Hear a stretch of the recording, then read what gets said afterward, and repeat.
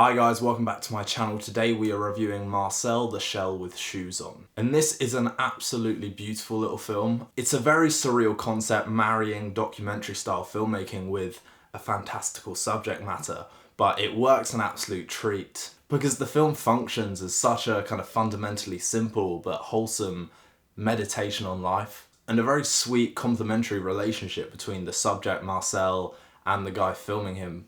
The film has this kind of fascinating ability to marry the kind of youthful innocence of Marcel with the more experienced, mature and mentor approach of the filmmaker. And then as you follow the film, that narrative kind of gets flipped and you realise that he might rely on Marcel a lot more than you initially would have expected. And so there is a very real relationship at the heart of this film that helps elevate it beyond just a really interesting take on documentary filmmaking. These two characters often kind of hold a mirror up to one another. They're both educating each other about their respective worlds and learning more about themselves in the process. And it's less about their kind of physical coexistence and more about their emotional codependency that really kind of gives this film a strong emotional pull. It's a very tender film, I think it's very watchable for all audiences, but the film treats and approaches Marcel and Marcel's world with such a degree of realism that I think you kind of benefit more from it if you were watching it as a slightly older viewer.